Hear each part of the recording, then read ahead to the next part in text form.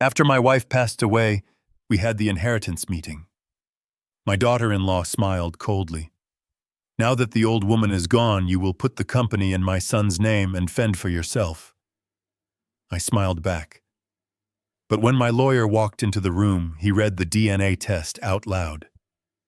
Stay tuned, because the betrayal I discovered was worth $15 million, and the look on their faces was priceless. If you believe that what goes around comes around, hit the like button and subscribe to the channel right now. Let me know in the comments where you are watching from. My story will prove to you that greed is the fastest road to hell. It was raining. A cold, gray Boston rain that seemed to soak right through my black wool coat and settle into my bones. I stood alone by the open grave. The priest had left 20 minutes ago. The guests had scattered, running for their warm cars and their busy lives. My wife Catherine was down there under 6 feet of wet earth. For 45 years, she had been the only warm thing in my life. She was the one who reminded me to eat when I was building Bennett Logistics from a single rusted truck into a shipping empire. She was the one who smoothed over the rough edges of my personality. Without her, I felt like a ship without a rudder drifting in a storm. I wiped a mixture of rain and tears from my face and looked around. I was not entirely alone. Standing under a large black umbrella near the cemetery gates were my son Preston and his wife Monica. They were dry, they were composed, and they were impatient. I watched my son. He was 40 years old, a grown man wearing a $3,000 suit that I had paid for. He should have been standing next to me. He should have been mourning the mother who had coddled him, protected him, and bailed him out of every mistake he ever made. But he was not looking at the grave. He was looking at his phone. I could see the blue light reflecting on his face. He was scrolling, maybe checking sports scores, maybe checking emails. He looked bored. Next to him, Monica was checking her watch. She tapped her designer heels on the pavement, a rhythmic click, click, click that echoed in the silence of the cemetery. She said something to Preston, and he nodded, shoving his phone into his pocket. Then they began walking toward me. I took a deep breath. I expected a hug. I expected Monica to take my hand and tell me that we would get through this together. I expected my son to put his arm around my shoulders and say goodbye to his mother properly. I was wrong. Monica stopped 3 feet away from me. She did not look at the grave. She looked straight at me with eyes that were as cold and gray as the sky above us. "Harrison," she said. Her voice was sharp, devoid of any softness. "We need to finalize the schedule for this week." I blinked, confused. The schedule? We just buried my wife. What schedule could possibly matter right now?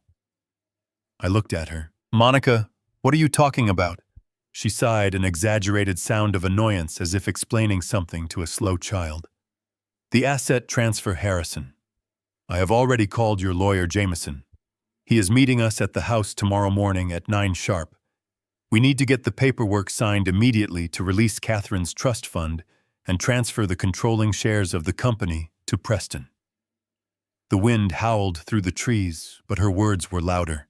Transfer the shares, release the funds. My wife had been dead for 3 days. Her body was not even cold yet. And here they were standing over her grave talking about avoiding inheritance tax and seizing control. I looked at Preston's son.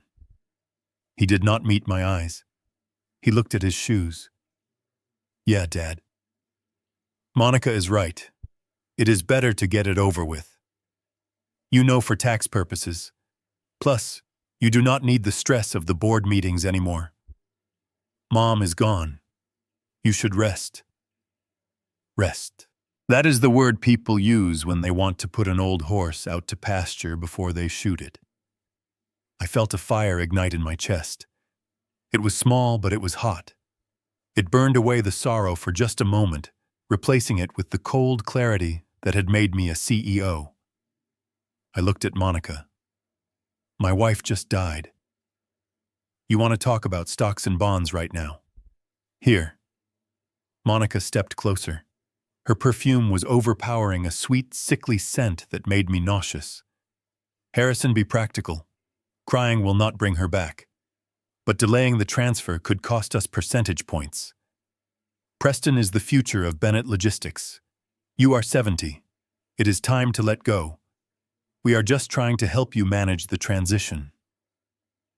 Help me. I looked at her diamond earrings. I looked at the brand new Mercedes waiting for them at the gate.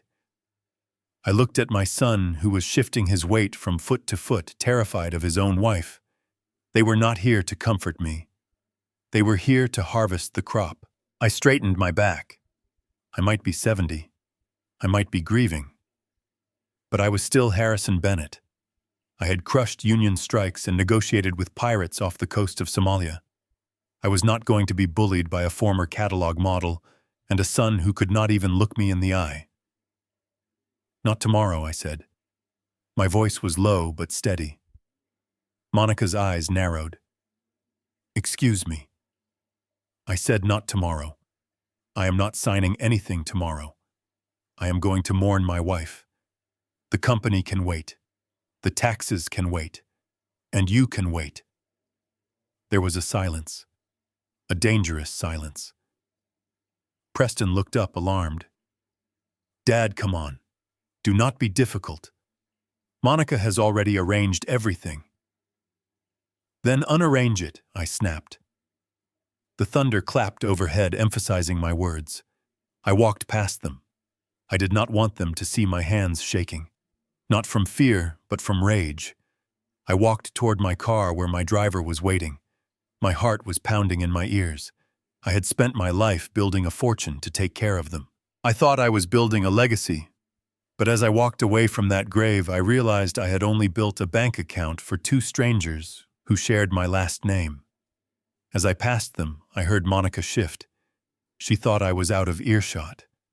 She thought the rain and the wind would cover her voice. But I have good ears. I heard her lean in close to Preston and whisper, Don't worry, baby.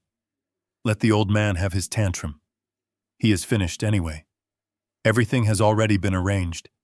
He just doesn't know it yet. I froze. My hand hovered over the door handle of my car. Everything has already been arranged. What did that mean? I did not turn around. I did not let them know I heard. I got into the back seat of my car and closed the door, shutting out the rain and the sight of my ungrateful family. Home, sir, the driver asked. I looked out the tinted window. I saw Monica and Preston walking back to their car. They were laughing at a funeral. Yes, I said, take me home. But as the car pulled away, leaving my wife behind in the cold ground, my mind was racing. What had they arranged? Why was Monica so confident? And why did she speak about the company as if it was already hers? I touched the empty seat beside me where Catherine used to sit. They think I am just a grieving old man, I whispered to the empty air. They think I am weak. I reached into my pocket and pulled out my phone. I did not call my son. I did not call my doctor. I dialed a number I had not used in 5 years. Mark, I said, when the voice answered on the second ring. It is Harrison. I need you to do a job for me. No, not security. I need eyes. I need eyes on my son and his wife. Starting tonight. I hung up the phone. The funeral was over. The war had just begun. The drive back to Beacon Hill was silent. The rain continued to batter the roof of the car, matching the storm that was brewing inside me. When the iron gates of my estate opened, I felt a strange heaviness settle in my chest. For 40 years, coming home meant warmth. It meant the smell of Catherine's roasted chicken and the sound of her playing the piano in the parlor. Now, the house stood dark and imposing, a stone fortress that no longer held a queen. I stepped into the foyer, shaking the water from my umbrella. I expected silence, I expected the hollow echo of a widower's home. Instead, I heard sobbing. It was a low, guttural sound coming from the kitchen. I walked quickly across the marble floor. In the kitchen, Rosa, our housekeeper for nearly 2 decades, was sitting on a stool, her face buried in her hands. She was trembling. Rosa was not just staff. She was family. She had helped raise Preston. She had nursed Catherine in her final days. "Rosa," I said softly, "what is it? What happened?" She looked up, her eyes red and swollen. "Oh, Mr. Harrison, I tried to stop her. I told her you would not want this, but she said she had the authority. She said she was the lady of the house now." My blood ran cold. "Who?" "Mrs. Monica," Rosa whispered. "She is upstairs, in the master bedroom. She said she is cleaning." Cleaning. The word hung in the air like a threat. We had just come from the cemetery. Who cleans a house on the night of a funeral? I did not wait for an explanation. I turned and climbed the grand staircase, taking the steps 2 at a time despite the ache in my knees. As I reached the second-floor landing, I saw them. Black plastic bags, dozens of them.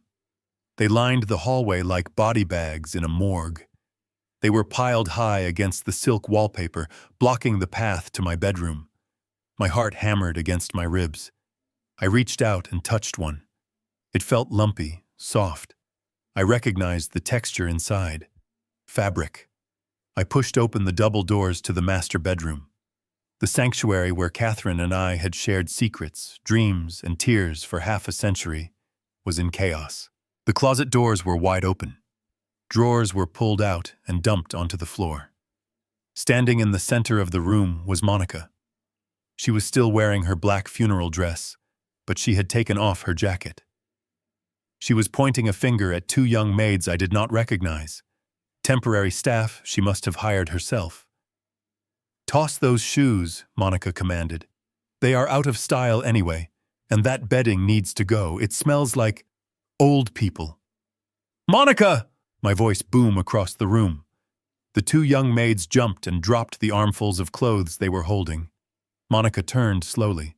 She did not look guilty. She did not look startled. She smiled, a tight, pitying smile that did not reach her eyes. "Oh, Harrison, you're back early. I thought you might stop for a drink." I walked into the room, my shoes crunching on something hard. I looked down. It was a picture frame. The glass was shattered. It was a photo of Catherine and me in Paris, on our honeymoon. Her face was obscured by the cracks. "What is this?" I asked, my voice shaking. "What are you doing to my room?"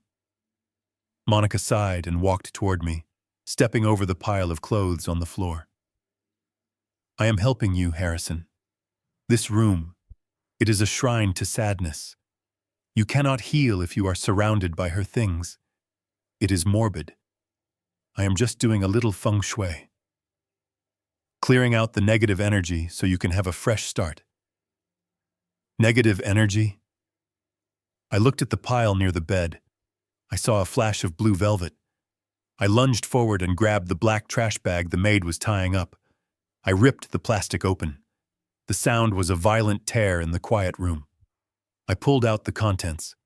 It was Catherine's blue velvet gown, the one she wore to the charity gala last year, the last time we danced.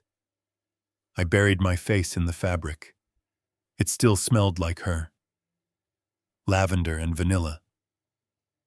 "This is not trash," I whispered. "This is my life." Monica rolled her eyes. She signaled for the maids to leave the room. They scurried out, closing the door behind them. "Harrison, please. Don't be dramatic. It is just clothes, material things. Catherine wouldn't want you to turn into a hoarder.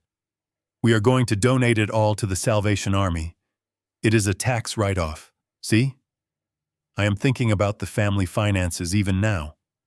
A tax write-off." My wife's memories reduced to a deduction on a spreadsheet. I dropped the dress on the bed and turned to her. You have no right to touch her things. Get out. Get out of my room. Monica did not move. She walked over to the vintage vanity table, Catherine's favorite spot. She ran her hand along the smooth wood. You know, Harrison, Preston and I were thinking, since you are going to move into the retirement community soon, we should probably auction off this furniture. It is antique, but it is a bit heavy for a modern aesthetic. We want to remodel this room for us, for when we stay over to manage the estate. I felt a wave of nausea. She was already measuring the drapes. She was already burying me alongside Catherine. Then, a thought struck me. A sharp, terrifying thought. I rushed to the vanity. The bottom drawer. Catherine had a jewelry box. It wasn't the big safe in the wall where we kept the investment-grade diamonds. It was a small, velvet-lined box where she kept the pieces that meant the most to her. The sentimental things, including the South Sea pearl necklace. I had flown to Australia to buy those pearls for our 40th anniversary. They were not just expensive, they were perfect. Gold and white, lustrous and heavy. Catherine wore them every Sunday. She said they made her feel like she was glowing. I pulled the drawer open. The box was there. I flipped the lid. Empty. My breath hitched. I looked at the ring slots. Empty. The compartments for her earrings. Empty.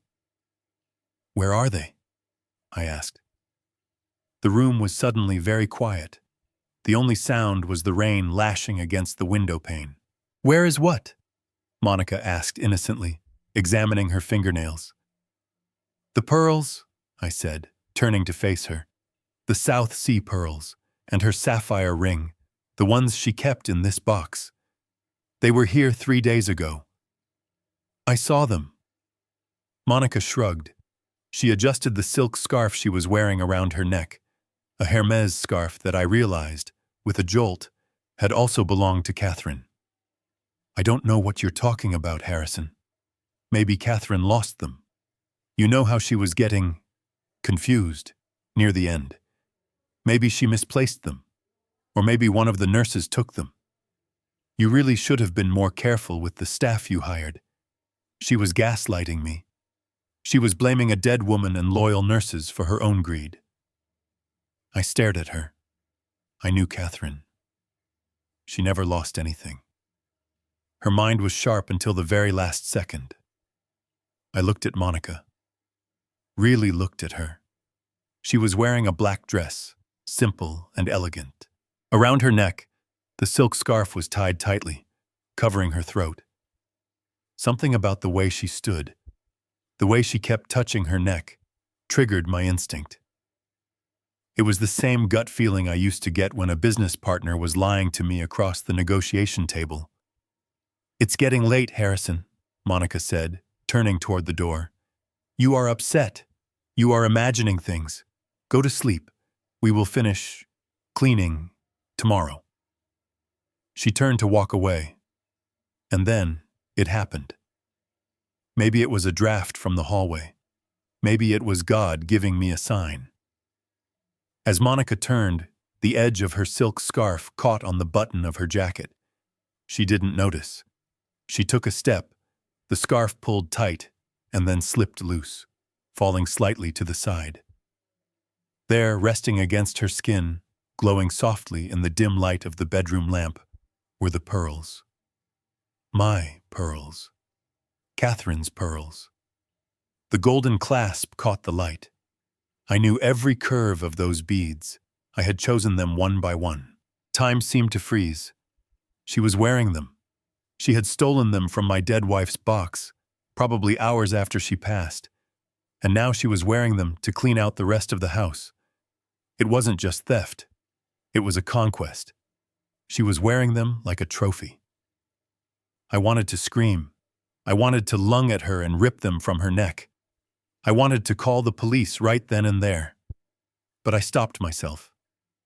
I looked at the pearls. Then I looked at her face. She was pulling the scarf back up, oblivious to what I had seen. If I confronted her now, she would make an excuse. She would say she was just keeping them safe. She would say Catherine gave them to her. She would say I was hallucinating. Without proof, without a witness, it was my word against hers. And right now, to the world, I was just a grieving, potentially senile old man. I needed more than a shouting match. I needed a trap. I clenched my fists at my sides, forcing my breathing to slow down. I forced a mask of defeat onto my face. "You are right, Monica," I said, my voice sounding broken and weak. "I am tired. Maybe I am confused." Monica paused. She looked back at me, smiling triumphantly. She adjusted the scarf, covering the stolen pearls again. "That is better, Dad. Get some rest. Tomorrow is a big day. We have a lot of papers to sign." She walked out of the room, her heels clicking on the hardwood floor. I stood alone in the wreckage of my bedroom. The pearls were gone. The dress was on the bed. The photos were broken. But as I looked at the empty doorway, my sadness began to harden into something colder, something stronger. She thinks she is cleaning up trash, but she just handed me the weapon I needed. I walked over to the phone on the nightstand. I did not call the police. Not yet. I had a better idea. This was not just a robbery. This was a declaration of war. And Monica had no idea that she had just woken up a sleeping dragon. 2 days after the funeral, I found myself sitting at my son Preston's dining table. The house was a modern glass and steel structure in the suburbs, a place that felt more like a showroom than a home. It was cold, impersonal, and quiet. Too quiet. The only sound was the clinking of silverware against china and the nervous breathing of my son. I looked at Preston. He was trying to pour a vintage Cabernet into my glass, but the bottle was rattling against the rim. His hand was shaking so violently that a few drops of red wine spilled onto the pristine white tablecloth.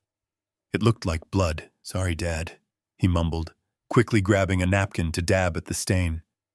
"I am just tired. It has been a long week." I said nothing. I just watched him. I knew my son, I knew his nervous tics. This was not grief. Grief makes you heavy and slow.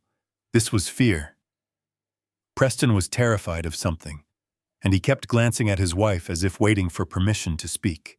Monica sat at the other end of the table, perfectly composed. She took a sip of her wine and smiled at me. It was the kind of smile a shark gives before it bites. "Harrison," she said, her voice dripping with fake concern. "We have been so worried about you. Living in that big old house all alone on Beacon Hill. It is too much for one person to manage, especially at your age." I cut a piece of the dry steak on my plate. "I am 70, Monica. I am not invalid. I have managed a shipping empire for 40 years. I think I can manage a house." Monica sighed, placing her hand over mine. Her skin felt cold. "But why should you have to?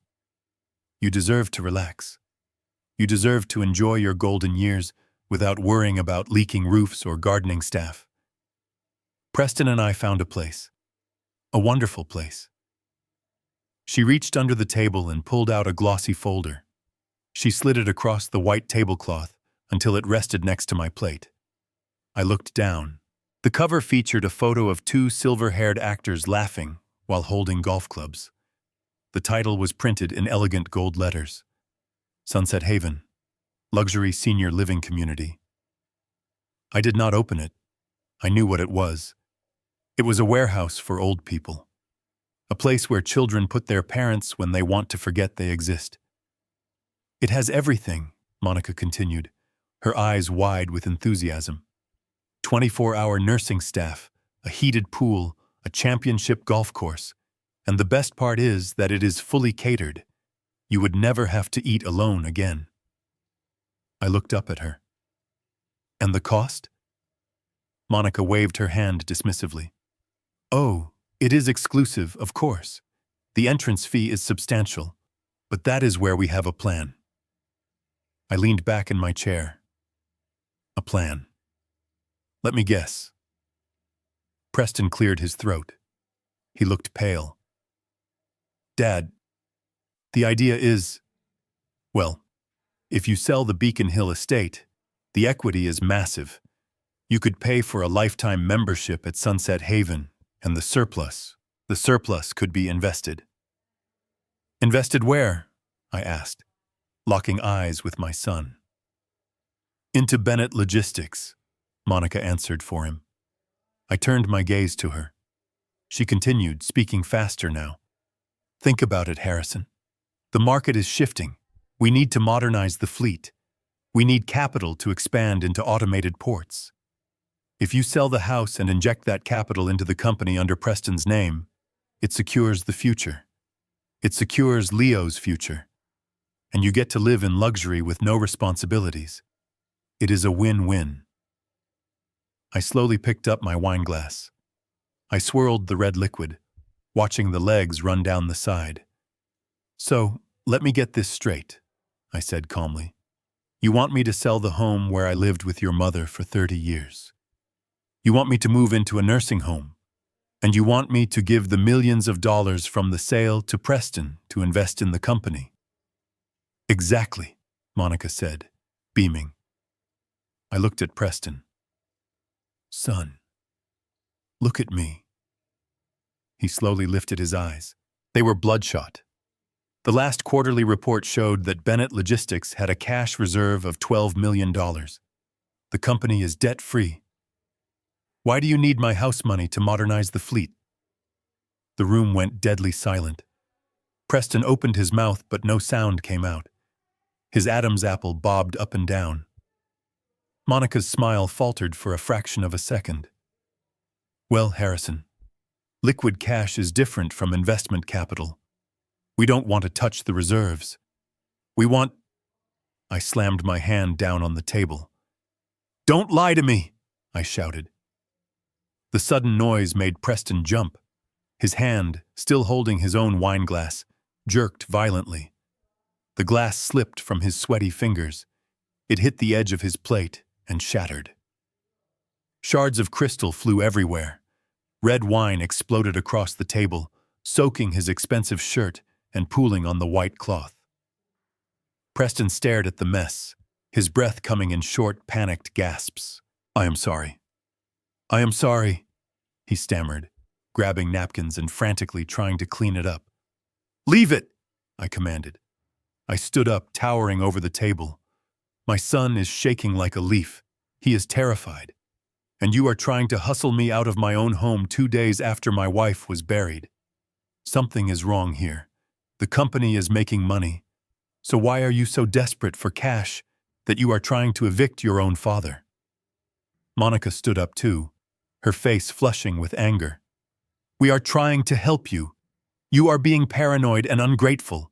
We are the only family you have left. If you don't trust us, who do you trust? That house is too big for you. You are going to fall down those stairs one day and die alone. We are just trying to prevent that. At that moment, the heavy oak door to the dining room banged open. My grandson, Leo, stormed in. He was holding a tablet in one hand and a half-eaten bag of chips in the other. He was wearing headphones around his neck. Mom! He yelled, ignoring me completely. The Wi-Fi is lagging again. I can't download the game. You said if I came to this stupid dinner, I could get the new racing pack. Leo, honey, not now, Monica said, her voice tight. Grandpa and I are talking. Leo looked at me. He looked at the shattered glass and the spilled wine.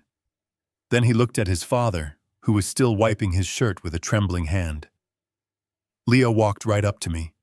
He was 10 years old, but his eyes held a cruelty that belonged to an adult. Why are you still here? He asked. I looked down at him. Hello, Leo. Go away, he said. He kicked my shin. It wasn't a playful tap. It was a hard, vicious kick with his heavy sneaker. Ouch! I stepped back, shocked. Leo, stop it! Preston yelled weakly, but he didn't move to grab the boy. Leo didn't stop. He kicked the leg of the chair. Mom said, when you go away to the old people's home, we get the money. She said I get a go-kart and a new gaming setup. Why don't you just go? You are making everyone miserable. The silence that followed was absolute. Monica's face went pale. She reached out and grabbed Leo's shoulder, pulling him back. Leo, go to your room, now. But the words were already out. They hung in the air, heavy and toxic. I looked at my grandson. He wasn't lying. Children repeat what they hear. He had heard them talking. They weren't worried about my health. They weren't planning for the company's future. They were counting the cash before I was even out the door.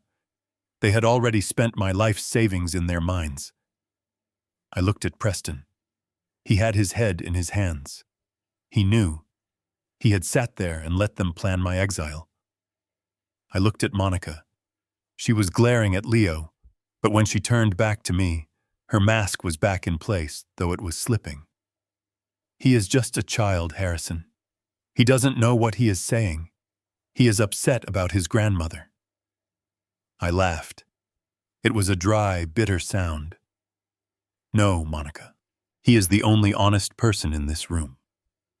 I reached down and picked up the brochure for Sunset Haven. I looked at the happy couple on the cover one last time. I tore the brochure in half. Then I tore it again. I dropped the pieces onto the wine-stained tablecloth. I am not selling my house, I said, my voice low and dangerous. And I am not giving you a dime. I turned and walked toward the door. Harrison, wait!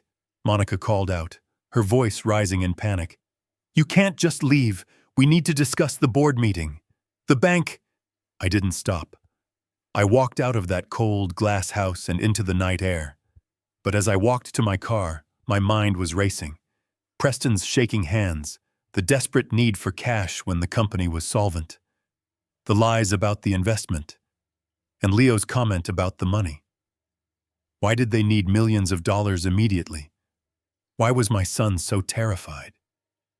I got into my car and sat in the dark for a moment.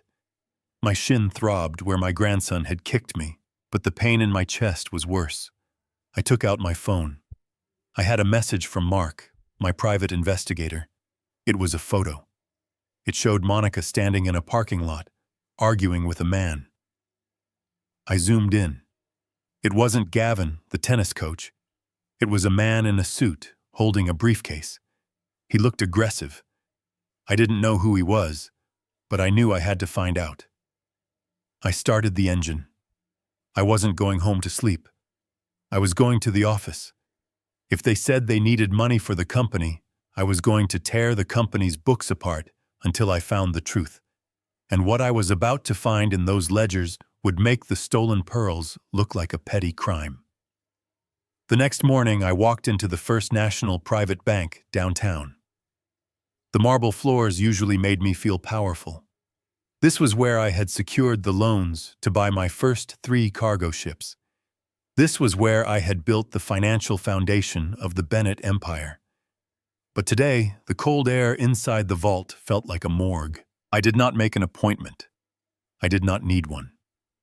I walked straight to the office of Mr. Henderson, the branch manager, who had handled my personal accounts for 20 years. When Henderson saw me through the glass walls of his office, he did not smile. He stood up, knocking over his pen holder. His face went pale. That was my first clue. Bankers are trained to be calm. If a banker looks terrified, it means the money is not where it is supposed to be. Mr. Bennett, he stammered, coming around his desk to shake my hand. His palm was sweaty. I was not expecting you so soon. Please accept my condolences for Catherine. I sat down without waiting for an offer. I did not come here for condolences, Arthur. I came here to check on the Catherine Bennett Living Trust. Henderson swallowed hard. He adjusted his glasses and looked at his computer screen, avoiding my eyes. The trust, he repeated. Of course. I leaned forward. My wife left $5 million in that fund. It was meant to be a safety net for the family, a nest egg that I would manage after she passed. I want to see the current balance, and I want to freeze all withdrawals until probate is finished. Henderson typed something on his keyboard. The clicking sound was deafening in the silent room. He stopped typing. He took a deep breath. "Mr. Bennett, there is no need to freeze the account." "Why not?" I asked. Because Henderson said, his voice barely a whisper. "The account is already empty, or nearly empty. 80% of the funds were withdrawn 3 days ago." The room spun. 3 days ago. That was the day Catherine died. "Withdrawn by whom?" I asked, my voice dangerously low. "By your son, Mr. Preston Bennett," Henderson said. He presented an emergency power of attorney document. He said it was for urgent medical expenses, a life-saving surgery for your wife in Switzerland. He said you were too distraught to handle the transfer yourself, so she authorized him to liquidate the assets. I felt a roar in my ears. Surgery in Switzerland. Catherine died in a hospital bed 10 miles from here. There was no surgery. There was no Switzerland. "Show me the document," I demanded. Henderson printed a paper and slid it across the mahogany desk. I looked at it. It was a standard medical power of attorney. My eyes scanned down to the bottom of the page. There it was, Catherine's signature. But it was not the elegant, flowing script I had known for 40 years. It was a jagged, broken scrawl. The ink trailed off at the end, as if the hand holding the pen had no strength left. I looked at the date stamp next to the signature. My heart stopped. The timestamp was 10:15 a.m. on Tuesday. At 10:15 a.m. on Tuesday, I had stepped out of the ICU to speak to the doctor about palliative care. I had left Preston alone in the room with his mother for exactly 20 minutes. I closed my eyes, and the image flooded my mind. My son, my own flesh and blood, standing over his dying mother. She was hooked up to ventilators. She could barely breathe. She was drifting in and out of consciousness, and he did not hold her hand to comfort her. He did not whisper that he loved her. He put a pen in her weak, trembling hand. He forced her to sign a paper she could not read. He robbed her while she was taking her last breaths. I felt a tear slide down my cheek, but it was not from sadness. It was from a rage so pure and so hot that I thought I might burn the bank down. "Mr. Bennett," Henderson asked softly, "is everything all right?" I opened my eyes. "No, Arthur. Everything is not all right. But it is about to be corrected." I looked at the withdrawal details. $4 million, transferred in a single lump sum. "Where did the money go?" I asked, pointing at the paper. If he said it was for medical expenses, it should have gone to a hospital. Or if he lied about the investment, it should have gone to Bennett Logistics. Henderson turned the screen so I could see. "No, sir. It was an international wire transfer. It went to a holding company with an account in the Cayman Islands."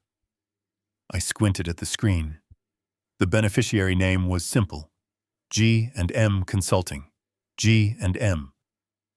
I stared at the letters. They felt familiar, but I could not place them. Bennett Logistics did not use any consultants with those initials. My son did not have any partners named G or M. "Who owns G&M Consulting?" I asked. "I do not know," Henderson said. "It is an offshore shell company. The privacy laws prevent us from seeing the beneficial owners. But the transfer was authorized by Mr. Preston Bennett as the sole signatory." I stood up. I folded the fake power of attorney and put it in my pocket. This piece of paper was no longer a legal document. It was evidence. "Print the full transaction history," I ordered. "Every cent. Every transfer fee. And Arthur, if my son comes back in here, you tell him nothing. If you alert him that I was here, I will sue this bank for negligence and I will bury you under so much litigation you will never work in finance again. Do you understand me?" "Yes," Mr. Bennett Henderson squeaked. I walked out of the bank with the thick envelope of statements tucked under my arm. The sun was shining outside, but my world had turned dark. My son was a thief. That was painful. But he was also a monster who had violated his mother's deathbed. That was unforgivable. But who was helping him? Preston was weak. He was not smart enough to set up offshore accounts in the Cayman Islands. He did not know how to launder money. Someone was guiding him. G&M, I got into my car and looked at the letters I had scrawled on the back of the envelope. GM suddenly, the image of the tennis coach flashed in my mind. The man Mark, the private investigator, had mentioned. The man my grandson Leo spent so much time with. Gavin. And M. Monica. The realization hit me like a physical blow. G and M, Gavin and Monica. It was so brazen, so arrogant. They had named their getaway vehicle after themselves. They had stolen my wife's money. They were trying to steal my house. And now I knew they were sending it all to a secret account that they probably planned to use once I was dumped in the nursing home and Preston was discarded. I took out my phone. My hands were steady now. The sadness was gone. I was in war mode. I called Mark. "Mark," I said, "I have a lead. I need you to find out everything you can about a company called G&M Consulting, registered in the Caymans. And I need you to get a high-resolution camera. I am going to visit my son's house tonight while they are out at the country club. I need to see what else they are hiding." I hung up. They thought they had won. They thought the old man was confused and helpless. But they forgot one thing. I built this empire by reading the fine print, and I was about to rewrite their ending. I sat in my car outside the bank with the engine running, but I did not put the car in gear. The envelope full of bank statements sat on the passenger seat, like a bomb waiting to go off. My hands were gripping the steering wheel so hard, my knuckles were white. I took a deep breath. Rage is a fuel, but it burns dirty if you do not control it. I needed to be cold. I needed to be precise. I picked up my phone and dialed Mark. Mark was my head of security at the port for 15 years before he retired to open his own private investigation firm. He was the kind of man who could find a needle in a haystack and then tell you who put it there. "Harrison," Mark answered on the first ring. His voice was gravelly and calm. "I heard you were at the bank." I did not ask how he knew. Mark always knew. "I have a name for you," I said. G&M Consulting. It is an offshore shell company in the Cayman Islands.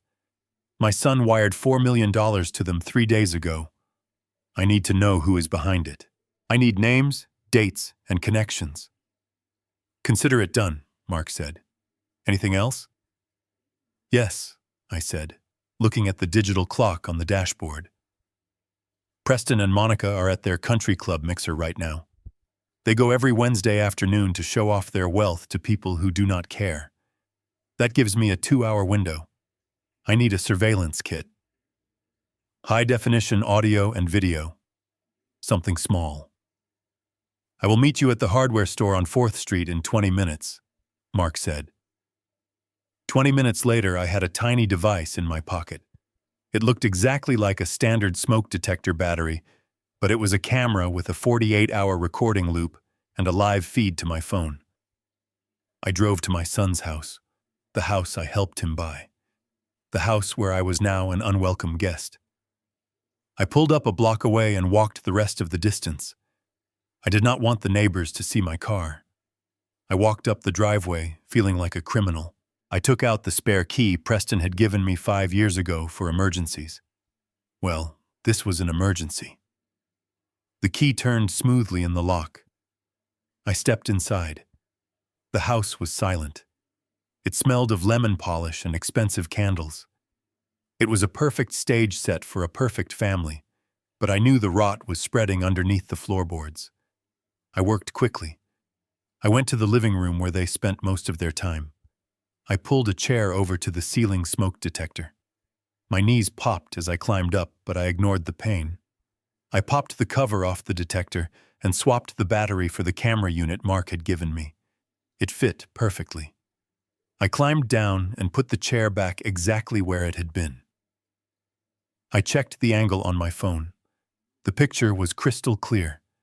It covered the entire living room and the entrance to the kitchen.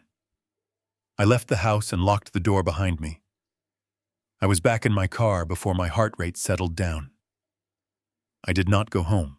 I drove to a quiet parking lot overlooking the harbor where my ships used to dock. I sat there watching the cranes unload containers, and I waited. At 6:30 in the evening, my phone buzzed. The motion sensor on the camera had triggered. I opened the app. Preston and Monica were walking into the living room. They did not look like the happy couple they pretended to be in public. Monica threw her designer purse onto the sofa and spun around to face Preston. Her face was twisted in a snarl. "You are useless," she hissed. "Absolutely useless." Preston loosened his tie, looking exhausted. "Monica, please." "Not now. I am tired." "Tired?" Monica laughed, a harsh sound that made the microphone on the camera crackle. "You are tired. Imagine how I feel carrying this entire family on my back. We have a deadline, Preston. A deadline." She walked over to the wet bar and poured herself a drink, not bothering to offer him one. Preston sat down heavily on the armchair, burying his face in his hands. "I am trying, Monica. But Dad is stubborn. You saw him at dinner. He is not going to sell the house. He suspects something." Monica slammed her glass down on the counter. "Of course he suspects something because you are acting like a frightened rabbit. You were shaking so much at dinner I thought you were having a seizure. You need to man up, Preston. We need that $15 million. We have the $4 million from Mom's trust," Preston said, his voice muffled by his hands. "That buys us time." "It buys us nothing!" Monica screamed. I watched on the small screen, feeling like I was watching a movie of strangers. This was not the woman who brought me casseroles on Sundays. This was a predator. $4 million is just interest payments," Monica said, pacing back and forth. "It keeps the wolves away for a month, but the principal debt is still there, and he is not patient." "He?" I leaned closer to my phone screen. "Who was he?" Preston looked up. His eyes were red. "Maybe we should just tell Dad. Maybe he would help. If we explain about the gambling debts, about everything." "Are you insane?" Monica cut him off. "If you tell Harrison the truth, he will cut you off completely. He will let you go to jail. He is a man of principle, remember? He does not tolerate failure. And he certainly does not tolerate embezzlement." Embezzlement. The word hung in the air. My son had not just lost money, he had stolen it. But that was not the worst part. Monica walked over to Preston and grabbed him by the lapels of his suit jacket. She pulled his face close to hers. "Listen to me, you idiot. We do not have a choice. We get him to sign over the company and sell the house, or we are dead. Literally dead." Preston whimpered. "Monica, I am scared." "You should be," Monica whispered. "Because if we do not come up with the rest of the money by the end of the month, Gavin is going to kill us. He told me yesterday. He said he is done waiting. He said accidents happen to people who do not pay their debts. Gavin." I froze. "Gavin will kill us." The name echoed in the silence of my car. Gavin. G&M Consulting. I had assumed G&M stood for Gavin and Monica. I had assumed they were lovers plotting to run away together. And maybe they were. But this sounded different. This sounded like fear. Who was this Gavin? Was he a loan shark? A partner? A lover who had turned on them? I watched Monica let go of Preston. He slumped back into the chair, defeated. "I will try again tomorrow," Preston whispered. "I will tell Dad I am in trouble with the IRS. He hates the tax man. Maybe he will sell the house to help me with taxes." "Good," Monica said, smoothing her dress. "Make it convincing this time. Cry if you have to. Just get the money." She walked out of the frame, leaving my son alone in the living room. I closed the app. My hand was shaking. My son was in debt. Deep debt. He had embezzled money, probably from his own clients or friends, and now he was stealing from me to cover it up. But this Gavin character, he was the key. Monica was terrified of him. Or maybe she was using his name to terrify Preston. I needed to know who Gavin was. I started my car. I wasn't going to wait for Mark's report. I remembered something. A few months ago, I had seen a charge on my grandson's credit card statement, which I paid. It was for a tennis academy. Elite Performance Tennis. The coach's name on the website was Gavin. If my son was being threatened by a tennis coach, it meant this Gavin was not just teaching forehands and backhands. He was playing a different game entirely. I drove toward the address of the tennis academy. It was late, but I had a feeling I would find answers there.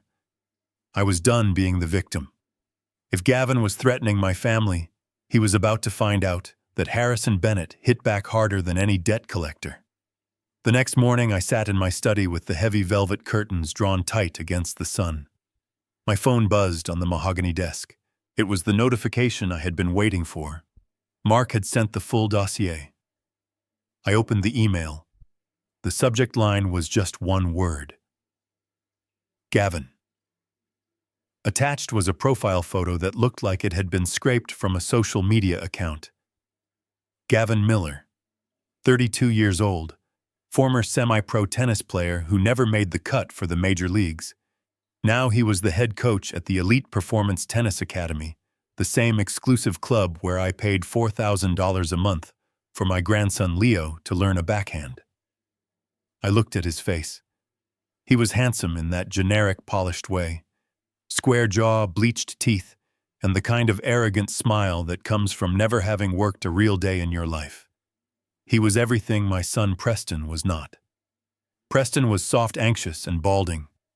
Gavin was a predator in a polo shirt. I scrolled down to the corporate registry Mark had dug up. G&M Consulting was registered in the Cayman Islands 6 months ago.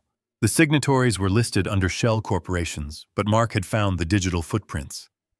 The IP address used to access the bank account was traced back to 2 locations. One was the Wi-Fi at the tennis academy. The other was the Wi-Fi at my son's house. G&M, Gavin, and Monica. I felt a wave of nausea. It was so simple and so cheap. My daughter-in-law was funneling my family's fortune into a getaway fund with her lover. But the text file was not the worst part. There was a video attachment. The file name was dated yesterday afternoon, just hours before I had dinner at Preston's house. I clicked play. The footage was grainy at first, taken from a long lens across a parking lot, but the image sharpened quickly. I recognized the location. It was the pickup zone outside Leo's private school. I saw Monica's white Range Rover pull up. She was wearing sunglasses and looking in the rearview mirror, fixing her lipstick. A moment later, the passenger door opened. Gavin slid into the seat. He was wearing his tennis whites and a baseball cap pulled low. I watched my daughter-in-law, the woman who had stood by my wife's grave and pretended to mourn. She leaned across the center console. She did not just kiss him, she devoured him. It was the kind of desperate, hungry intimacy that I had not seen between her and Preston in a decade. Gavin pulled away and laughed, saying something I could not hear yet. Then the audio feed kicked in. Mark must have planted a directional microphone or a bug on the car itself. The sound was clear. "Did you get the transfer?" Gavin asked. Monica nodded, lighting a slim cigarette. $4 million. It cleared this morning. Preston is such an idiot. He was shaking so hard when he signed the wire transfer, I thought he was going to pass out. He actually thinks the money is going to an offshore lender to cover his gambling debts. Gavin laughed again, a cruel barking sound. He has no idea it is going to our retirement fund. Retirement. Monica scoffed, blowing smoke toward the dashboard. We are not retiring, baby. We are just getting started. But we need more. 4 million is nice, but the big prize is the company. I leaned closer to the screen, my heart hammering against my ribs. How is the old man? Gavin asked. Is he breaking? Monica sighed. Harrison is tougher than I thought. He tore up the nursing home brochure last night. He is stubborn. But do not worry. I have a plan. We are going to push the competency hearing. If he refuses to sign over the shares, we will have him declared mentally unfit. We will say grief has made him senile. I gripped the edge of my desk. They were not just stealing. They were planning to lock me away. They were going to strip me of my dignity and my freedom just to get their hands on the Bennett fortune. And what about Preston? Gavin asked. When do we cut him loose? Monica smiled, and it was the ugliest thing I had ever seen. As soon as Harrison signs the company over to Leo, she said, once the shares are in the boys' trust and I am the sole trustee, I will file for divorce. I will take the house, the company, and the kid. Preston will be left with his gambling debts and a broken heart. And you and I will be the new owners of Bennett Logistics. Gavin reached out and stroked her cheek. And we will be one big happy family, me, you, and Leo. We better go, Monica said, checking her watch. Leo is coming out of the school gates. Remember, act professional. I watched as the back door of the car opened. My grandson Leo threw his backpack in. Hey, Coach Gavin. Leo said, his voice bright and happy. Are we practicing serves today? You bet, Champion, Gavin said, turning around to high-five the boy. The video ended. I sat in the silence of my study feeling a coldness that went deeper than the marrow of my bones. I hated Preston for what he had done. I hated him for stealing from his dying mother. I hated him for trying to put me in a home. But in that moment, watching his wife and her lover plot his destruction, I felt a strange pang of pity.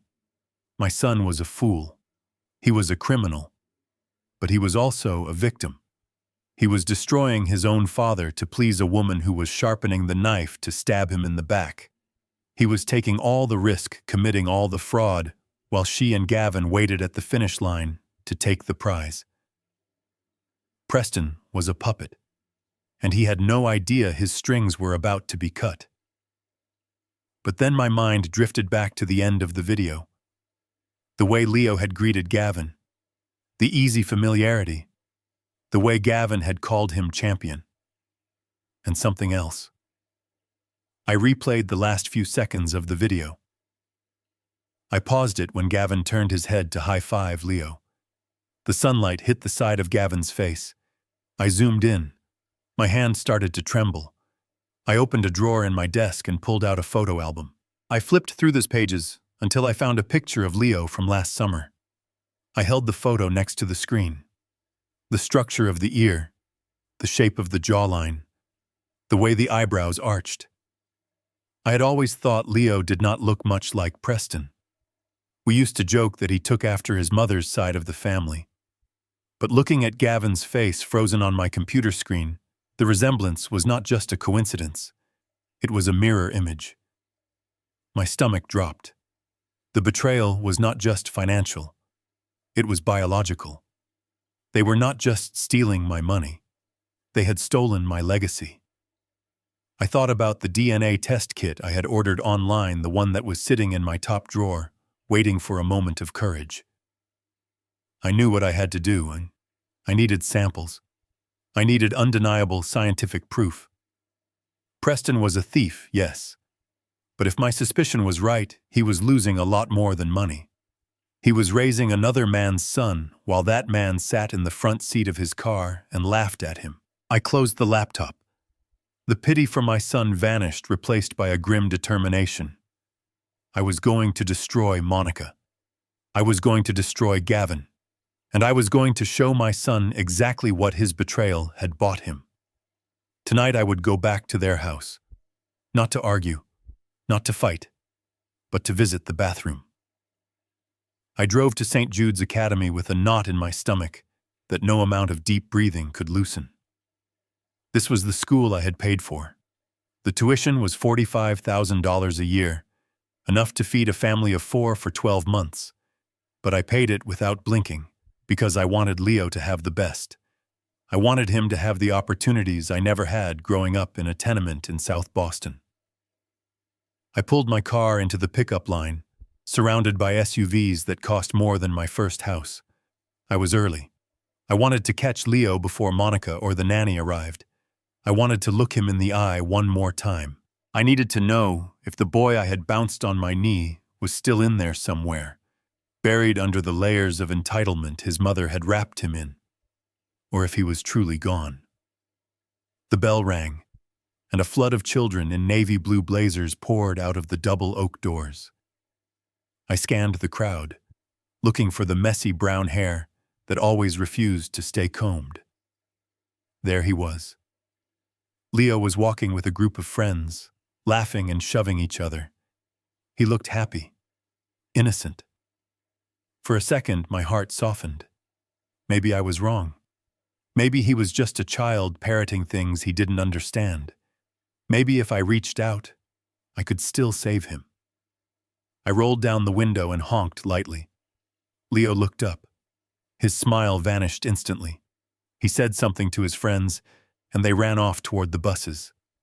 Leo walked toward my car, dragging his feet, his face twisted into a scowl of pure annoyance. He didn't open the door. He stood on the sidewalk, swinging his backpack by one strap. "Grandpa," he said flatly, "what are you doing here? Mom is supposed to pick me up." I leaned across the seat. "Hello, Leo. I was in the neighborhood. I thought maybe we could go get some ice cream. Just you and me, like we used to." Leo rolled his eyes. He actually rolled his eyes at me. "I don't want ice cream. And Mom says I'm not supposed to go with you. She says you are getting weird." "Weird," I repeated, feeling the sting of the word. "Is that what she says?" "Yeah. She says you are losing your marbles. And anyway, I have tennis practice. Uncle Gavin is waiting for me." Uncle Gavin. The name felt like a slap. Since when was the tennis coach an uncle? Since when did hired help become family? "Leo," I said, trying to keep my voice steady, "you know Gavin is just a coach, right? He is not your uncle." Leo laughed. It was a cold, sharp sound that seemed too old for his 10-year-old body. He kicked the tire of my car with his expensive sneaker. "He is more family than you are," Leo sneered. "He is fun. He doesn't tell boring stories about ships and docks. And he promised me a dirt bike." A dirt bike. They were buying his loyalty with toys. "Leo," I said, my voice hardening, "get in the car. We need to talk." "No," he shouted, stepping back. "I am not going anywhere with you. Uncle Gavin told me what is happening. He said you are sick. He said you are going to die soon anyway. So why do you care?" The world seemed to stop spinning. The noise of the other cars, the chatter of the children, it all faded into a buzzing white noise. "He said what?" I whispered. "He said you are going to die," Leo yelled, his face turning red with sudden anger. "And good riddance, because when you die, the money is ours. That is what he said. He said we just have to wait for the old man to kick the bucket, and then we are rich. So just die already." He was screaming now. People were turning to look. Other parents were staring. But I didn't see them. I only saw Leo. I saw his mouth wide open in a scream of hatred. I saw the veins in his neck, and I saw his ear. The afternoon sun was hitting the side of his head perfectly. When he strained his neck to yell, the skin around his ear stretched tight. And there it was. On the upper cartilage of his left ear, there was a small, distinct indentation, a tiny divot, almost like a thumbprint in wet clay. It was a genetic quirk, a Darwin's tubercle but inverted. Time froze. I stared at that ear. I knew ears. My father had large, round ears with thick, fleshy lobes. I had them. Preston had them. For 5 generations, every Bennett man had looked like he could catch a stiff breeze with the side of his head. Leo's ears were small. They were set close to his head. And they had that dent. A memory flashed in my mind like a lightning strike. The photo Mark had sent me. The profile picture of Gavin Miller from the Tennis Academy website. I closed my eyes, and I could see it as clearly as if it were painted on the back of my eyelids. In the photo, Gavin was turning slightly to the right. The sun was catching his left ear. He had the exact same indentation, the exact same shape. It wasn't just a resemblance. It was a biological signature. My breath caught in my throat. I looked at Leo again. I looked at his jawline. It wasn't soft like Preston's. It was square, just like Gavin's. The pieces of the puzzle didn't just fall into place. They slammed together with the force of a wrecking ball. Leo wasn't just influenced by Gavin. Leo was Gavin. My son Preston, the man who was currently embezzling money to pay for this boy's future, wasn't his father. Preston was just the bank account. He was the fool paying for another man's legacy. I felt a wave of nausea so strong I thought I might throw up on the leather upholstery. I looked at this boy, this stranger who was screaming for my death, and I didn't feel anger anymore. I felt a hollow, terrifying clarity. "Okay, Leo," I said softly. "You don't have to come with me. Go wait for your mother." Leo blinked, surprised by my sudden surrender. He scoffed, adjusted his backpack, and turned his back on me without another word. He marched back toward the school entrance, pulling out his phone, probably to text his real father that the old man had been dispatched. I rolled up the window and drove away. I didn't look back. I drove blindly for the first few miles, my hands shaking on the wheel. But by the time I hit the highway, the shaking had stopped. My mind was racing, calculating, planning.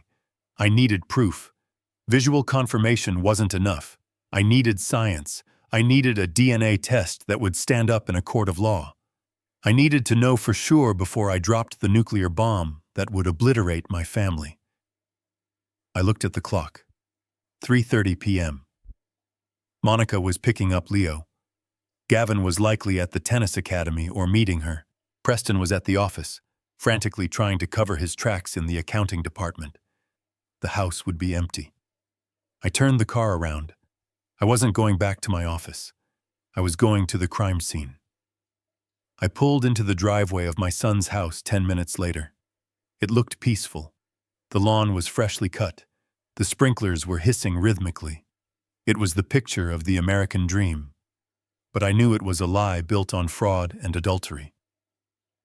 I let myself in with the key. The silence of the house felt heavy, suffocating. I didn't go to the living room this time. I walked straight up the stairs. My heart was pounding, not from fear of getting caught, but from the shame of what I had to do. I was a grandfather sneaking around my son's home like a burglar. But they had forced my hand. I went into the bathroom Leo used. It was messy. Wet towels on the floor, toothpaste splattered in the sink. I opened the medicine cabinet. There it was, a blue electric toothbrush with a Spider-Man sticker on the handle. I stared at it. This was the instrument that cleaned the mouth that had just told me to die. I took a plastic sandwich bag from my pocket. I had grabbed a few from the glove compartment. I picked up the toothbrush carefully, avoiding the bristles, and dropped it into the bag. I sealed it tight. Sample 1. Now for the hard part. I walked down the hall to the master bedroom, Preston and Monica's room. It smelled of her perfume and his fear. I went into the ensuite bathroom. Preston's side of the vanity was cluttered with prescription bottles, antidepressants, antacids, sleeping pills. My son was a man falling apart. I felt a pang of sympathy, but I pushed it down. He had made his choices. I found his razor. It was a silver safety razor, old-fashioned. He had used it this morning. It was still slightly damp. There were tiny stubbles of hair caught between the blades. Skin cells. DNA. I took out the second plastic bag. I dropped the razor in. Sample 2. I held the 2 bags in my hand. They felt light, but I knew they carried the weight of $15 million and 3 ruined lives. I walked out of the bedroom, down the stairs, and out the front door. I locked it behind me. As I sat in my car, staring at the 2 plastic bags on the passenger seat, a thought occurred to me. A dark, cynical thought. I should test myself too, just to be thorough, just to prove that Preston was my son, even if Leo wasn't his. I wanted the chain of evidence to be unbreakable. I started the engine. I was driving straight to the diagnostic lab. I would pay for the expedited service. I wanted the results in 24 hours. I looked at the rearview mirror. My eyes looked tired, old, but they were dry. "They want me dead," I said to the empty car. "They want the inheritance." I put the car in gear and peeled out of the driveway. Well, they were going to get an inheritance, all right, but it wasn't going to be money. It was going to be the truth. And the truth, as they say, will set you free. But first, it's going to hurt like hell. 3 days later, I sat in my study with the heavy oak door locked. The curtains were drawn, but a single beam of afternoon sunlight cut through the dust motes landing on my desk. In the center of that light lay a white envelope. It was thick. It was heavy. It bore the logo of the Massachusetts Genetic Diagnostics Center, the most reputable lab in Boston. I had spent the last 72 hours in a state of suspended animation. I ate without tasting. I slept without resting. I walked through the halls of my empty house like a ghost haunting his own life. But now the waiting was over. The truth was inside that envelope, and it was screaming to be let out. My hands were surprisingly steady as I reached for my letter opener. It was an antique silver blade that Catherine had given me on our 10th anniversary. I slid the metal under the flap of the envelope. The sound of the paper tearing was loud in the silent room. It sounded like a bone breaking. I pulled out the documents. There were 2 separate reports stapled together. I took a deep breath. The air in the room felt thin. I looked at the first report. This was the control test. The one I had run just to silence the tiny irrational voice in the back of my head that whispered maybe the rot in this family went back further than I thought. Subject: a Harrison Bennett. Subject B: Preston Bennett. I scanned down the page past the columns of genetic markers and scientific jargon until I reached the conclusion at the bottom. Probability of paternity 99.99%. I let out a breath I did not know I was holding. Preston was my son. He was my flesh and blood. He had my eyes. He had my chin. And unfortunately, he had inherited none of my backbone, but he was mine. I felt a surge of protective instinct mixed with a profound sadness. My boy. My foolish, weak, terrified boy. He was not the villain of this story. He was the victim. He was a man drowning in a sea of lies, and instead of throwing him a rope, his wife was handing him an anchor. I set that paper aside. Now for the second report. Subject: a Preston Bennett. Subject B: Leo Bennett. My heart began to hammer against my ribs. A slow, heavy rhythm, thud, thud, thud. I remembered the day Leo was born. I remembered standing in the hospital room looking at the tiny red-faced bundle in the bassinet. I remembered Preston crying tears of joy saying he finally understood what it meant to be a man. I remembered handing him a cigar and telling him that his life had just begun. I remembered the pride, the overwhelming pride of seeing the Bennett line continue. I looked at the paper. I forced my eyes to the bottom of the page. Probability of paternity 0.00%, 0. Not 1%. Not a margin of error. 0. The words blurred for a second, then snapped back into sharp focus. The conclusion was written in bold black letters. The alleged father is excluded as the biological parent of the child. I put the paper down on the desk. I smoothed it out with my hand. I did not scream. I did not throw anything. I just sat there staring at the numbers. Leo was not a Bennett. He was a cuckoo in the nest. I thought about the last 10 years, every birthday party I had paid for, every tuition check I had signed, every time I had looked at that boy and tried to see a resemblance to my father or my grandfather. It was all a lie. A decade-long con game played on an innocent man. Preston had spent 10 years raising another man's son. He had changed diapers. He had taught him to ride a bike. He had sat up with him when he had a fever. He loved that boy more than he loved himself. And while he was doing that, Monica was laughing. She was letting him pay the bills. She was letting him build a future for a child that shared DNA with her lover. And now they were trying to take my company, my life's work. They wanted me to sign it over to a trust fund for Leo. They were not just stealing my money. They were stealing my legacy to give it to Gavin's son. They were going to trick Preston into handing over his inheritance to a boy who was not even his kin.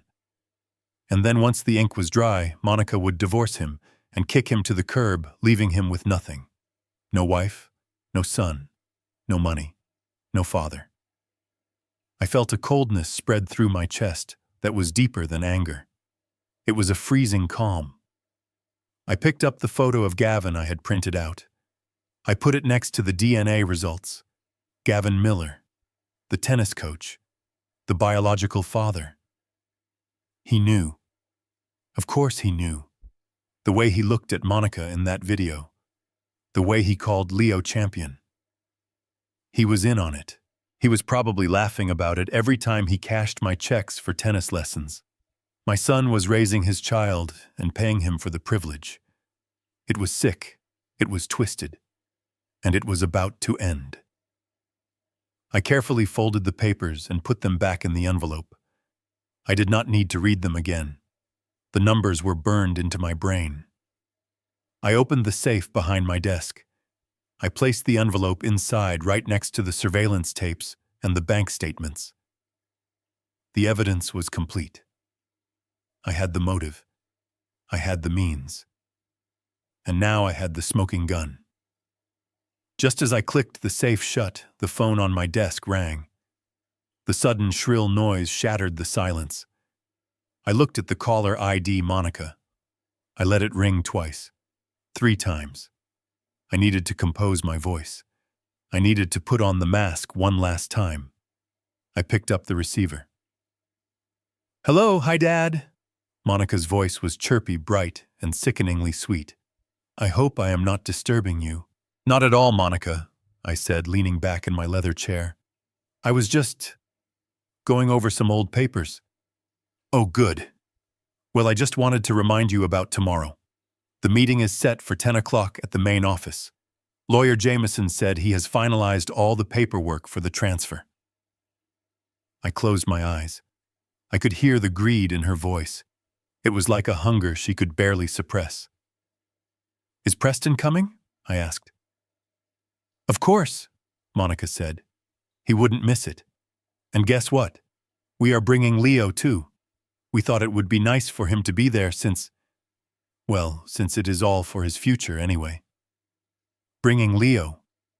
Bringing the cuckoo to the nest to collect the golden egg." "And Gavin?" I asked, keeping my voice casual. "Is he coming too?" There was a tiny pause on the other end of the line. a heartbeat of hesitation. Oh, well, actually, yes. We invited him, since he has been helping Leo so much with his discipline and focus. We thought he could take Leo out for lunch afterwards to celebrate. To celebrate. To celebrate the heist of the century. That sounds wonderful, Monica, I said. My voice was smooth.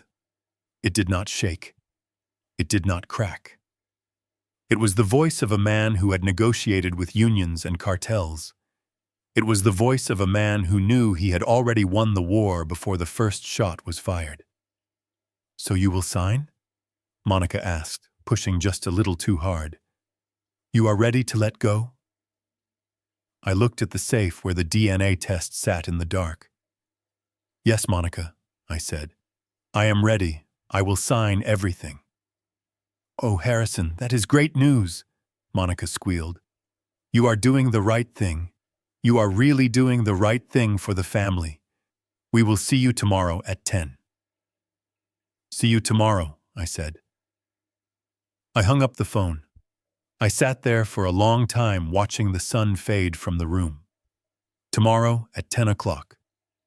They thought they were walking into a victory lap. They thought they were going to strip an old man of his fortune and send him off to die in a nursing home. They had no idea that I was not bringing a checkbook to that meeting. I was bringing an executioner's axe. I stood up and walked to the window looking out at the city of Boston. Preston, my son, I whispered to the glass. This is going to hurt you more than it hurts them. But it is the only way to save you. I turned off the light, leaving the room in darkness. The trap was set. The bait was taken. Now all I had to do was snap the jaws shut. The drive to my son's house that evening was the longest of my life. I was not driving a car. I was driving a Trojan horse. I parked in the driveway and sat for a moment looking at my reflection in the rearview mirror. I looked tired. My eyes were red-rimmed from lack of sleep, and my skin was pale. Good. I did not need makeup for this performance. I needed to look like a man who had been beaten. I needed to look like a man who had nothing left to fight for. I walked up the path and rang the bell. I let my shoulders slump forward. I relaxed the muscles in my face, letting gravity pull everything down. When the door opened, it was Monica. She was wearing a silk robe and holding a glass of wine. Her eyes widened in surprise when she saw me standing there looking like a ghost in a raincoat. Harrison, she said, we were not expecting you until tomorrow. I stepped inside without waiting for an invitation. The house was warm, but it felt like stepping into a freezer. I could not wait, Monica, I said, my voice cracking just enough to sound pathetic. I could not sleep. I have been thinking about what you said, about Sunset Haven, about the company. Preston appeared behind her. He looked nervous, as always, wiping his hands on his trousers. Dad, is everything okay? No. Preston, everything is not okay, I said, letting out a long, weary sigh. I am old. I am tired. Since your mother died, I feel like I am just drifting. Maybe you are right. Maybe the house is too big. Maybe the company needs fresh blood. I watched them. I watched the way Monica's eyes lit up like a predator spotting a wounded gazelle. I watched the way Preston's shoulders dropped in relief. Are you saying what I think you are saying? Monica asked, stepping closer. I looked at the floor. I am saying I surrender. I will sign the papers tomorrow. I will sell the Beacon Hill estate. I will move into the nursing home. I just want peace. I just want to know that my family is taken care of. Monica let out a squeal of delight. She actually clapped her hands together. Oh, Harrison, you are making the right decision. You really are. It is going to be so much better for everyone. We will take such good care of you. We will visit you every Sunday. Every Sunday. A lie. They would visit me once a year if I was lucky, just to check if I was dead yet. Preston walked over and put a hand on my shoulder. His grip was weak. "Thanks, Dad," he whispered. "You are saving us. You have no idea." Oh, I had an idea. I knew exactly what I was saving him from. I was saving him from the truth, but only for another 12 hours. I looked up at them, forcing a weak smile onto my face. "There is one thing, though," I said. "Anything, Harrison, anything at all," Monica said, beaming. She was already mentally spending the money. "Tomorrow at the signing," I continued, "I want it to be a celebration, not just a business transaction. I want Leo to be there, and I want Gavin to be there too." Monica froze. Her smile faltered for a fraction of a second. "Gavin. Why Gavin?" I waved my hand vaguely. "Leo looks up to him. And if I am going to be away at the home, Leo needs a male role model. Someone strong. Someone who can guide him. I think we should include him in the trust management as an advisor. You know, since he knows the boy so well." I watched the gears turn in Monica's head. She looked at Preston, then she looked back at me. She was trying to see if I knew. She was trying to see if this was a trap. But my performance was flawless. I looked at her with the dull, milky eyes of a defeated old man. She relaxed. She thought I was simply being generous. She thought I was paving the way for her lover to enter the family, officially. "That is a wonderful idea, Harrison," she said, her voice dripping with honey. "Gavin would be honored. He really cares about Leo. We will call him right now." "Good," I said, turning toward the door. "I just wanted to tell you in person. I will see you at the office at 10. I walked out. I did not look back. I knew that the moment the door closed, they would be high-fiving. They would be popping champagne. They would be calling Gavin to tell him the old fool had finally cracked. I got back into my car. As soon as I closed the door, the slump in my shoulders vanished. The tiredness in my eyes was replaced by cold steel. I picked up my phone and dialed Jameson, my lawyer. Jameson answered on the first ring. He was the only man I trusted. "It is on," I said. "They took the bait. Everyone will be there. Preston, Monica, and Gavin." "Good," Jameson said. "I have the papers ready. Do you want the standard transfer documents?" "No, Jameson," I said, starting the engine. "I want you to bring the projector, set it up in the boardroom, and I want you to make a call to your contact at the Economic Crimes Unit. Tell them we have a case of corporate embezzlement fraud and identity theft. Tell them to have officers waiting in the lobby." There was a silence on the line. Then I heard the smile in Jameson's voice. "It is going to be quite a show, Harrison. Are you sure you are ready for this?" I looked at the house one last time. I saw the silhouette of my son in the window raising a glass of wine. "I have never been more ready in my life," I said. I drove home. The house on Beacon Hill was dark and silent. I did not turn on the lights. I walked to my study and sat at my desk. I opened the bottom drawer and pulled out a wooden box. Inside lay my old Colt 1911. It was a relic from my service days, heavy, cold, and lethal. I took a cloth and began to wipe the barrel. The oil smelled sharp and metallic. I checked the chamber. It was empty. I checked the magazine. It was full. For a moment I sat there weighing the gun in my hand. It would be so easy. A man who steals your son's life, a woman who defiles your wife's memory. In the old days, this would have been settled with lead. But I was not a thug. I was a businessman, and death was too easy for them. Death was an escape. I wanted them to live. I wanted them to live with the shame. I wanted them to live in a cage. I wanted them to lose everything slowly, piece by piece, just as they had planned for me. I put the gun back in the box and snapped the lid shut. I did not need a bullet. I had the truth. And tomorrow morning, the truth was going to hit them harder than any caliber could. I went to the window and looked out at the city lights. I did not sleep that night. I sat in my chair, watching the clock tick down. Every second brought me closer to 10 o'clock. Every second brought me closer to the end of my family as I knew it. But as the sun began to rise, painting the sky in shades of blood and gold, I felt a strange sense of peace. The mourning was over. The grief was gone. Today was Judgment Day. The boardroom on the 45th floor of Bennett Logistics was a place where I had negotiated billion-dollar mergers and stared down union leaders who wanted to shut my ports.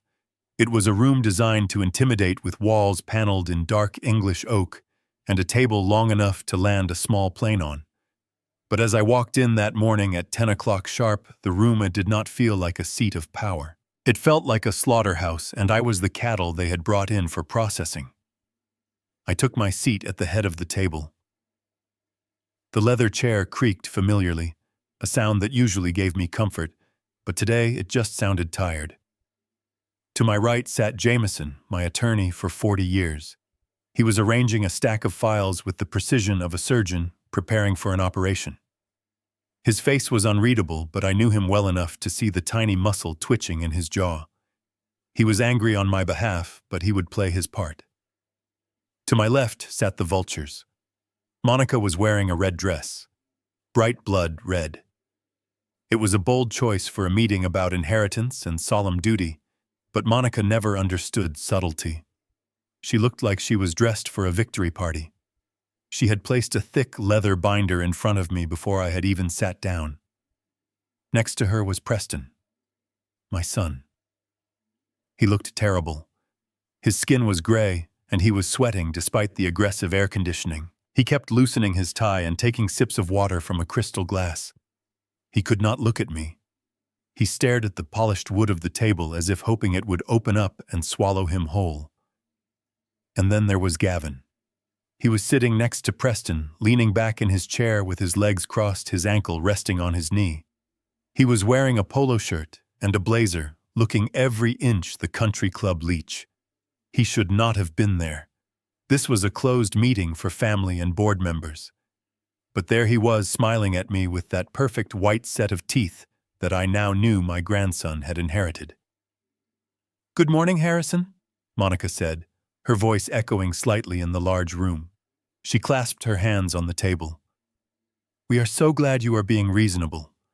This is going to make everything so much easier." I looked at her. I looked at the binder. "Let us get on with it," I said, my voice flat. "What exactly am I signing?" Monica reached over and flipped the binder open. Her manicured finger tapped the first page. "It is simple, really. This is the irrevocable trust agreement. It transfers 100% of your voting shares in Bennett Logistics into the Leo Bennett Future Fund. Since Leo is a minor Preston, and I will serve as co-trustees with full administrative power until he turns 25 for full administrative power. That meant they could sell the ships. They could liquidate the assets. They could drain the company dry within a week, and there would be nothing I could do to stop them." "And my house?" I asked. "Section 4, Monica said, flipping a few pages. "The Beacon Hill estate is transferred to the trust to be sold. The proceeds will be used to pay for your accommodation at Sunset Haven, and the remainder will be reinvested." I looked at the document. It was a death warrant for my life's work. It was a piece of paper that said I, Harrison Bennett, was done. Finished. Obsolete. I reached into my pocket and pulled out my fountain pen. It was gold, heavy, and old. I had signed the deed to my first warehouse with this pen. Monica's eyes locked onto it. She stopped breathing for a second. She was so close to the money she could practically smell it. I uncapped the pen. I hovered the nib over the signature line. The room was deadly silent. I could hear the hum of the refrigerator in the wet bar across the room. I could hear Gavin shifting his weight in the leather chair. Then I stopped. I lifted the pen and looked at my son. "Preston," I said softly. He flinched as if I had thrown a stone at him. He slowly lifted his head. His eyes were red-rimmed and terrified. "Dad," he croaked. I looked deep into his eyes, searching for something. Anything. A spark of rebellion. A hint of conscience. A trace of the little boy who used to cry when he stepped on a bug. "Son," I said, keeping my voice steady, "I am asking you one last time. Are you sure you want me to do this?" Preston opened his mouth, but no sound came out. He looked at the document, then he looked at me. "This is my life's work, Preston," I continued. "I built this company from nothing so that you would never have to worry about money. I gave you everything. And now you are asking me to walk away. You are asking me to give up my home. Are you absolutely certain that this is the right thing to do?" It was a lifeline. I was throwing him a rope. If he spoke up now, if he said, "Dad, stop, this is wrong," if he showed even an ounce of loyalty, I might have had mercy on him. I might have spared him the public humiliation that was about to come. Preston looked at me. For a second, I saw hesitation. I saw the guilt eating him alive. But then Monica cleared her throat. It was a sharp, aggressive sound. Preston looked at her. He saw the anger in her eyes. He saw the threat. And then he looked at Gavin, who gave him a small, encouraging nod, as if he were a dog being trained to sit. Preston slumped. The light went out of his eyes. "It is for the best, Dad," he whispered, looking back at the table. "We just want what is best for Leo. Please, just sign it." My heart broke. It did not shatter loudly. It just quietly turned to dust. My son was gone. He had chosen his masters. "Come on, Harrison," Gavin spoke up for the first time. His voice was casual, arrogant. "Don't make this harder than it has to be. You had a good run. Let the next generation take the wheel. You are tired. You said so yourself last night." I looked at Gavin. The audacity of this man. A tennis coach telling a shipping magnate to step aside. He was sitting in my boardroom, imagining himself in the CEO's chair, imagining himself spending my money with my daughter-in-law while my son did the paperwork. I looked at Monica. She was tapping the paper impatiently. "Sign it, Harrison. Stop being dramatic." I looked down at the paper one last time. "You are right," I said, closing the cap of my pen with a loud click. "I should sign it." Monica let out a breath of relief, reaching for the binder. "But," I said, pulling the binder back, "before I sign away a company worth $200 million, I think we should review the due diligence." "Due diligence?" Monica snapped. "What are you talking about?" "Jameson already reviewed everything." "Not everything," I said. I placed the pen down on the table. I sat back and folded my hands. There were a few minor discrepancies in the family accounts that I wanted to clear up. Just some small accounting errors. I am sure you can explain them. I nodded to Jameson. Jameson stood up. He did not say a word. He simply pressed a button on the remote control he had been holding under the table. The motorized blinds on the windows descended, plunging the room into semi-darkness. A large projection screen descended from the ceiling at the far end of the room. "What is this?" Monica demanded, her voice rising in pitch. "Harrison, what are you doing?" "Just watch," I said, my voice cold as ice. The projector hummed to life. A beam of blue light cut through the darkness, and then the first image appeared on the screen. It was not a spreadsheet. It was not a legal document. It was a grainy video footage taken from a parking lot. The timestamp was 4 days ago. It showed a white Range Rover. It showed Monica leaning across the center console. And it showed her kissing Gavin. The silence in the room was instantly replaced by a gasp. It came from Preston. I watched him. He was staring at the screen, his mouth open, his eyes wide with shock. He looked from the screen to Monica, then to Gavin. Monica turned pale. Her red dress suddenly looked too bright, like a wound. She stood up, knocking her chair back. "Where did you get that?" she screamed. "That is illegal. You are spying on me." "Sit down," I roared. My voice filled the room, bouncing off the oak paneling. "I am not finished." Jameson pressed the button again. The image changed. Now it was a bank statement. Highlighting in yellow was a wire transfer. $4 million. Sent to G&M Consulting, Cayman Islands. "Monica," I said, my voice dropping to a dangerous whisper, "would you like to explain to my son what G&M stands for? Or should I ask Gavin?" Gavin was not smiling anymore. He was gripping the arms of his chair, his knuckles white. He looked like a rat trapped in a corner. Preston stood up. He was shaking violently. "Monica," he stammered, You said that money was for Mom's surgery. You said..." "She lied to you, Preston," I said, not taking my eyes off Gavin. "She stole your mother's money, and she gave it to him." I pointed a finger at Gavin. "He is her partner, Preston, in every sense of the word. They have been planning this for months. They were going to take the company, divorce you, and leave you with nothing." Preston turned to Monica. "Is it true?" he whispered. Monica did not look at him. She was looking at me, her eyes full of hatred. "You old bastard," she hissed. You think this changes anything? So what if I have a boyfriend? Preston is pathetic.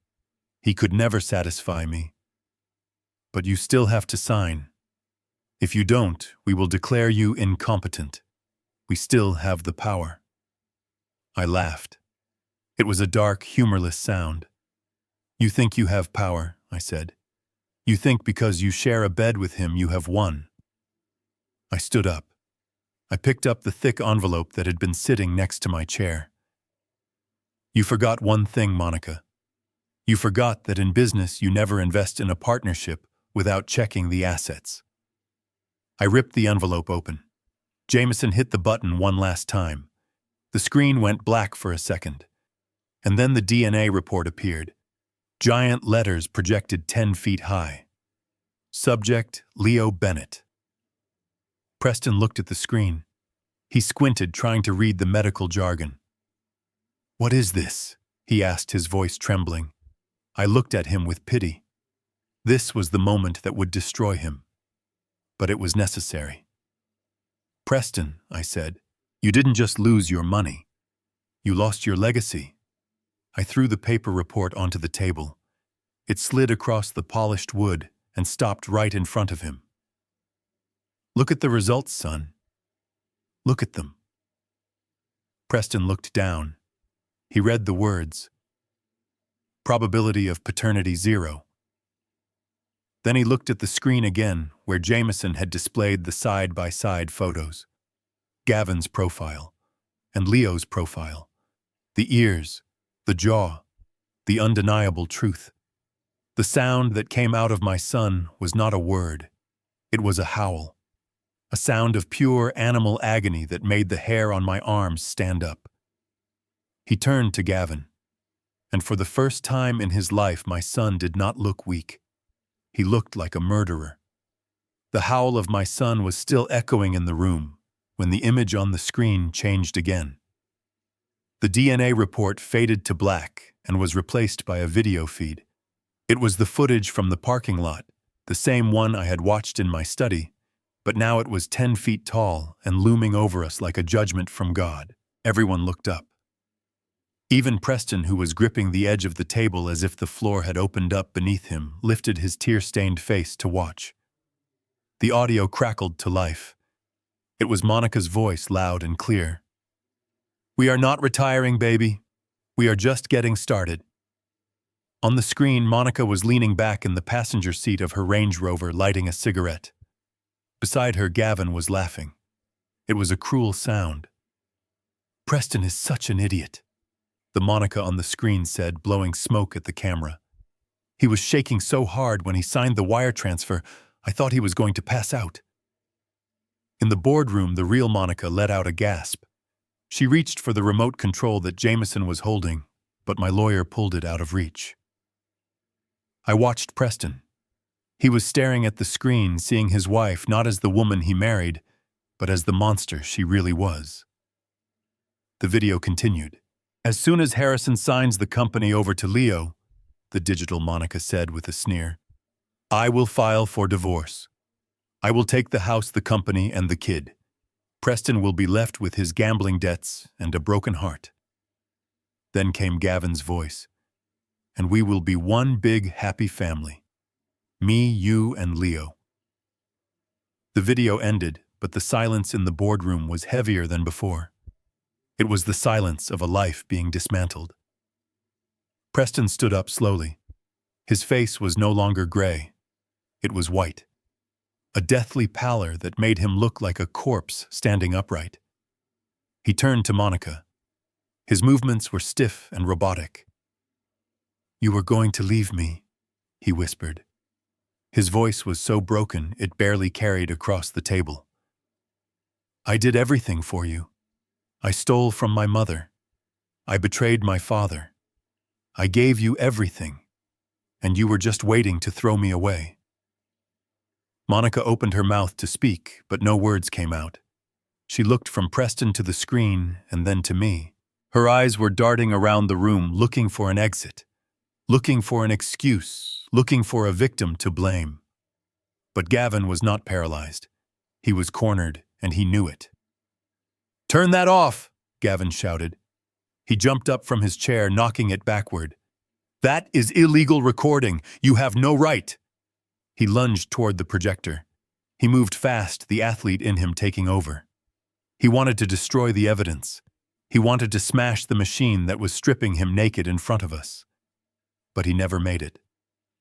Two men in dark suits stepped out from the shadows near the door. I had hired them from a private security firm, former military men who did not flinch at the sight of an angry tennis coach. One of them caught Gavin by the arm, twisting it behind his back with a practiced ease. Gavin yelped in pain and was shoved back into his chair. Sit down, Mr. Miller, the guard said, his voice calm and bored, or we will assist you to the floor. Gavin rubbed his shoulder, glaring at me with pure hatred. You can't do this, old man. This is kidnapping. I ignored him. I looked at Jameson. Read it, I said. Jameson adjusted his glasses and picked up a single sheet of paper from his stack. It was a bank statement. On October 12th, Jameson read, his voice dry and professional. A withdrawal of $500,000 was made from the Catherine Bennett joint account. The funds were marked as urgent medical procurement. Jameson looked up over his glasses at Preston. However, Jameson continued, the funds were not sent to any hospital or medical facility. They were wired to a luxury car dealership in Miami, specifically for the purchase of a customized Porsche 911 GT3. Jameson paused for effect. The vehicle was registered under the name Gavin Miller. The room seemed to tilt. $500,000. Preston let out a sound that was half laugh, half sob. He turned to Monica. A Porsche, he said, his voice rising to a scream. You told me Mom needed experimental treatment. You told me the doctors in Switzerland needed a deposit. I held her hand while she was dying, and I made her sign that paper because I thought I was saving her life. Tears were streaming down Preston's face, now mixing with the sweat and the snot. He looked pathetic and terrifying all at once. And you bought him a car, Preston roared, slamming his fist onto the table. You bought your lover a Porsche with my dying mother's money. Monica snapped. The veneer of the sophisticated socialite cracked and fell away, leaving only the ugly, desperate creature beneath. Stop whining, Preston, she shrieked, standing up to face him. She did not look ashamed. She looked furious. You are so weak. Look at you. You are a pathetic little man. Of course I needed someone else. Do you think I wanted to be married to a loser like you for the rest of my life? You could never give me what I needed. You were always Daddy's little boy, terrified of your own shadow." She pointed a shaking finger at him. "I did what I had to do. I secured our future. If you were man enough to take the company yourself, I wouldn't have had to do this. You forced me into this, Preston. This is your fault." "My fault!" Preston yelled. He lunged across the table, grabbing for her. Chaos erupted. Monica screamed and scrambled back. Gavin tried to stand up again, but the guard pushed him down hard. Preston was clawing at the air, blind with rage, trying to reach the woman who had turned him into a criminal. The boardroom turned into a madhouse. The shouts, the accusations, the sound of chairs crashing against the wall. It was the ugly crescendo of a symphony of lies that had been playing for years. I watched them. My family. Tearing each other apart over money that I had earned with blood and sweat. I had seen enough. I picked up the heavy crystal water pitcher from the table and slammed it down on the oak surface. The sound was like a gunshot. Glass shattered everywhere. Water soaked the documents, the trust agreement, the lies. "Silence!" I roared. My voice filled the room, drowning out the screams. I stood up. I was not a tired old man anymore. I was the captain of this ship, and I was taking back control. Everyone froze. Preston stopped mid-lunge, breathing heavily. Monica was pressed against the wall, clutching her chest. Gavin was slumped in his chair, defeated. I looked at each of them in turn. "You think this is it?" I said, my voice low and trembling with suppressed rage. "You think a stolen car and a video are the end of the story?" I looked at Preston. "You are crying about a Porsche, Preston. You are crying about money. But you are missing the point." I pointed at the screen where the DNA report was still projected.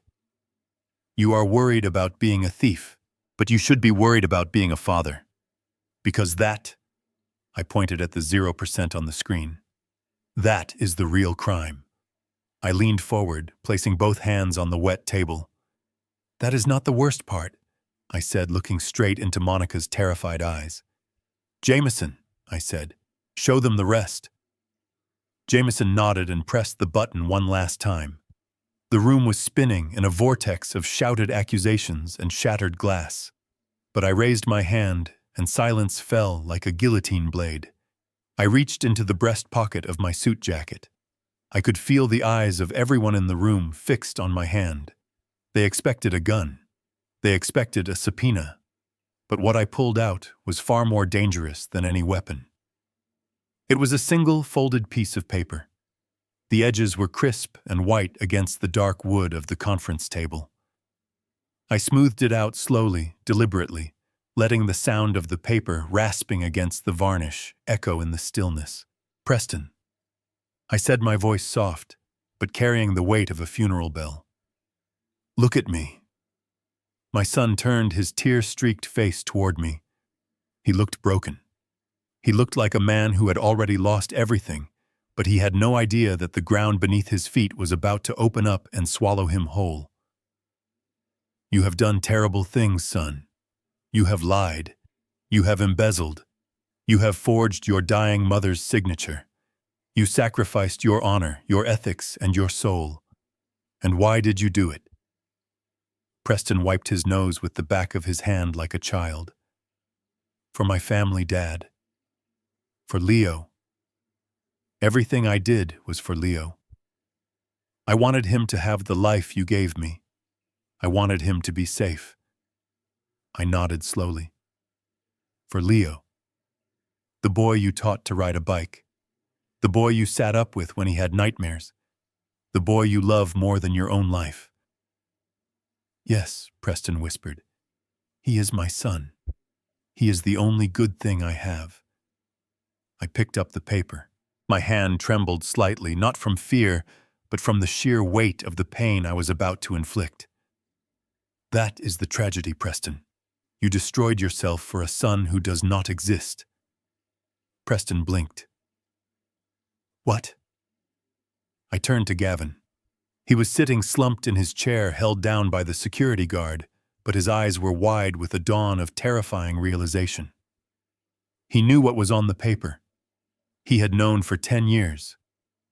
I crumpled the paper into a ball and I threw it. It did not flutter. It flew straight and hard, hitting Gavin right in the chest. "Leo is not your son, Preston," I said, my voice rising to a roar. "He is his." The words hung in the air, suspended in time. Preston looked at the ball of paper bouncing off Gavin's chest and landing on the floor. He looked at it as if it were a grenade. "No," he whispered. "No, that is impossible. Monica, tell him he is lying. Tell him he is crazy." He turned to his wife. Monica was pressed against the wall, her face a mask of pure terror. She did not speak. She could not speak. Her silence was a confession loud enough to shatter windows. Preston scrambled for the paper. He fell to his knees, his expensive suit tearing at the seam. He clawed at the floor, unrolling the crumpled ball with shaking hands. He read it. I watched him read the header. The Massachusetts Genetic Diagnostics Center. I watched his eyes scan down the page, past the markers, past the technical jargon. I watched him reach the bottom line. Probability of paternity 0%. The sound that came out of him was not human. It was the sound of an animal caught in a trap, knowing that the only escape is to chew off its own leg. It was a guttural wail that started deep in his gut and tore its way out of his throat. "No!" Preston screamed, slamming his fist into the floor. "No, no, no!" He looked up at Gavin. The resemblance was suddenly so obvious, so undeniable, that it was blinding. The ears, the jaw, the eyes. It was all there, staring him in the face for a decade, mocking him. "You knew," Preston choked out, crawling toward Gavin. "You knew the whole time. You came to my house. You ate my food. You coached him. You laughed at me." Gavin sneered, trying to regain some shred of bravado. "You were an easy mark, Preston. You were so desperate to play the big man, the provider. We just let you pay the bills. Someone had to take care of him and you were happy to do it." Preston lunged. This time the guards did not stop him. They stepped back. Preston collided with Gavin, tearing at his face, punching, kicking, screaming with the fury of 10 years of betrayal. Gavin tried to fight back, but he was fighting a man who had nothing left to lose. Monica screamed and ran toward the table, trying to grab the DNA report, trying to tear it up as if destroying the paper would rewrite history. "It is a lie!" she shrieked, ripping the paper in half. "It is a fake! Harrison made it up!" But it was too late. The double doors of the boardroom burst open. "Police! Everyone stay where you are!" 6 officers in tactical gear swarmed into the room. Jameson had timed it perfectly. The call to the Economic Crimes Unit had gone out 10 minutes ago.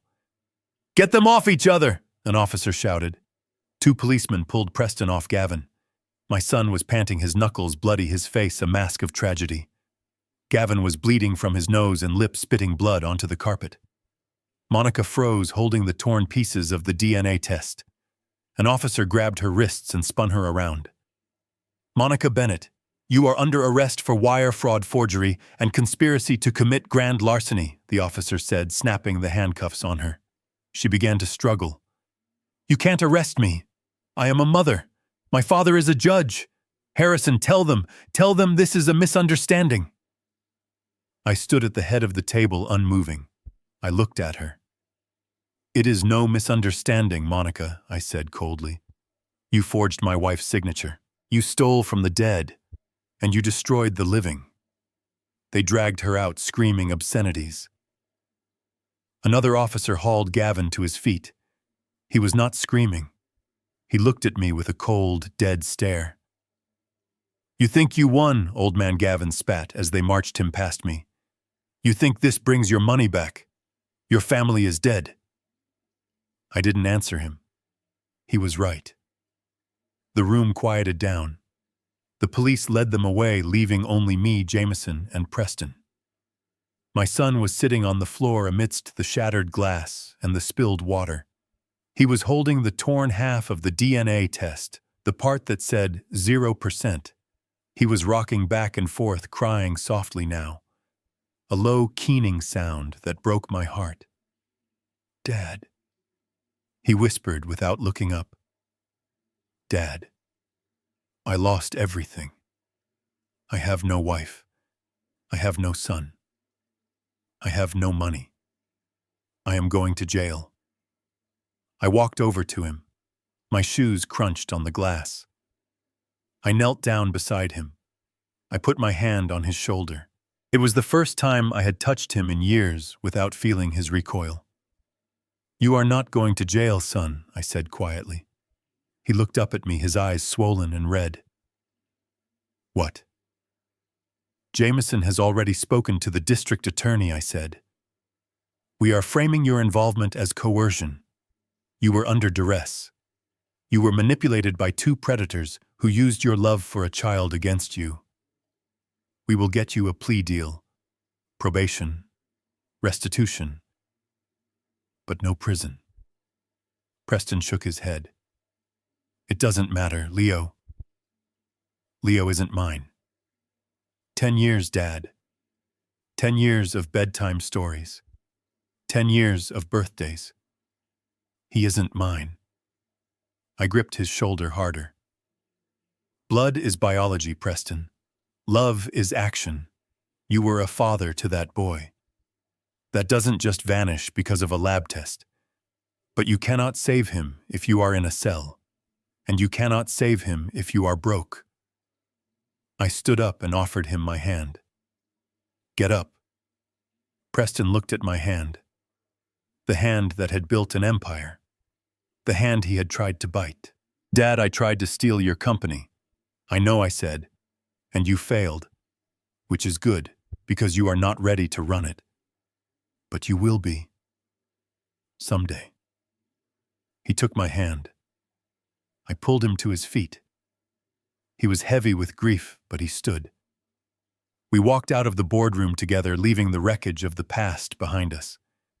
The police lights were flashing in the lobby, reflecting off the glass walls. I saw Monica being shoved into a squad car. I saw Gavin in another.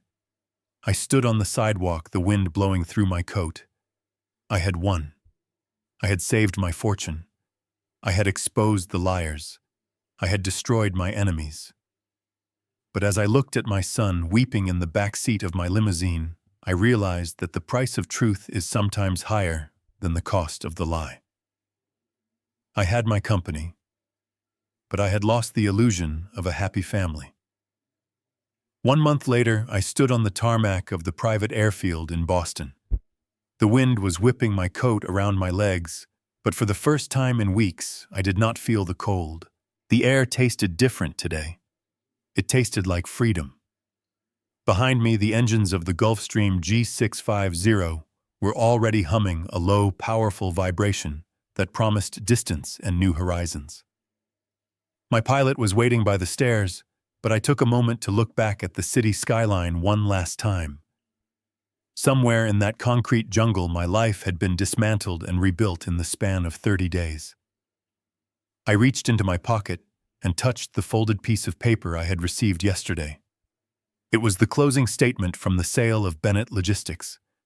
I had sold 51% of my controlling stake to a European conglomerate. They had been trying to buy me out for years, and I finally said yes. $200 million. That was the cash amount sitting in my new private account. Money that Monica and Gavin would never touch. Money that would not be wasted on luxury cars or gambling debts. It was my war chest for the rest of my life. Speaking of Monica and Gavin, justice moved surprisingly fast when you have a high-priced legal team pushing the district attorney. They were currently being held without bail at the Suffolk County Jail. The fraud charges were watertight.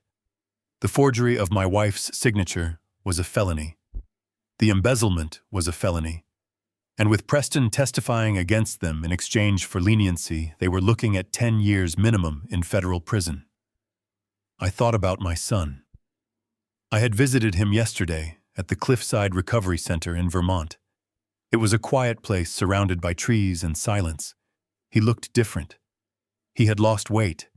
The bloat of alcohol was gone from his face, leaving him looking younger, but also more fragile. He was sitting on a bench staring at the mountains. When he saw me, he didn't ask for money. He didn't ask about the company. He just asked if I was okay. I sat with him for an hour. We didn't talk much. We didn't need to. At the end of the visit, I handed him a letter. Inside, I explained the new terms of our relationship. I had paid for his treatment. I had paid off his gambling debts so he wouldn't be killed by loan sharks. But that was it. There was no trust fund waiting for him. There was no executive position at the company. The Bennett inheritance was closed. I told him that when he gets out, he is on his own. If he wants to eat, he works. If he wants a house, he buys it. I told him that I would not leave him a single cent of my fortune until he could prove to me that he could make $1 of his own without stealing it. It was harsh. It was brutal.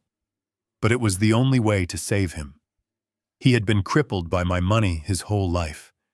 Now poverty would be his physical therapy. And as for Leo, the boy was innocent. He was a victim of 2 narcissists who used him as a pawn. I couldn't punish a child for the sins of his parents. I set up a modest educational trust for him, not millions, just enough to pay for college if he studied hard. He was living with Monica's parents now. I hoped they would do a better job raising him than they did with their daughter. But that was no longer my burden to carry. I turned away from the city. I was done with the past. I walked up the stairs of the jet. The interior was warm and smelled of fresh leather. I sat down in my usual seat by the window. On the seat next to me, I placed a small velvet urn. "Hello, Catherine," I whispered. "We are finally going." For 40 years, we had talked about Italy. We talked about renting a villa in Tuscany. We talked about drinking wine under the olive trees. But we were always too busy. I was too busy building the empire. She was too busy raising the son who would eventually betray us. We always said next year, next year, next year. Well, next year had finally arrived. It was too late for her body, but not for her spirit. I was taking her there. I would scatter her ashes in the vineyards we dreamed of, and I would sit there and drink that wine for both of us. The pilot came over the intercom. "We are ready for takeoff, Mr. Bennett. Next stop, Florence." I looked out the window as the plane began to taxi. I saw the hangars blur past. I felt the thrust of the engines pushing me back into the seat. People tell you that blood is thicker than water. They tell you that family is everything. They tell you to forgive and forget because you share the same DNA. But I have learned the truth. Blood is just biology. It is an accident of birth. It doesn't guarantee loyalty. It doesn't guarantee love. And it certainly doesn't give anyone the right to destroy you. I looked at the urn beside me. That was my family. The woman who stood by me when we had nothing. That was loyalty. And Preston. He might be my blood, but he has to earn the title of son again. Until then, he is just a man I know who has a lot of work to do. As the plane lifted off the ground, leaving Boston, and the betrayal far below, I felt a weight lift off my chest. I am Harrison Bennett. I am 70 years old. I am alone. But for the first time in a long time, I am free. I closed my eyes and smiled. My life isn't over. It is just beginning. This story has taught me that the most dangerous enemies are sometimes sleeping in the guest room. It taught me that kindness without boundaries is just self-destruction. I hope my story serves as a warning to every parent who thinks money can buy love. It can't. It can only rent behavior. And when the money runs out, the true character comes out. Don't let guilt control you. Don't let tradition trap you. If your family is toxic, cut them off. It might break your heart for a moment, but it will save your soul for a lifetime. Build your own family. Choose people who respect you, not just people who need you. Because at the end of the day, you come into this world alone and you leave it alone. The only thing that matters is the peace you find in between. Thank you so much for listening to my journey. It has been a painful road, but sharing it with you has been part of my healing. Now I want to ask you a question that I have been asking myself. If you found out your grandchild wasn't yours, would you still support them or would you cut all ties? Let me know your honest thoughts in the comments below. And if you enjoyed this story, please hit the like button and subscribe to the channel for more stories of truth and justice. See you in the next video.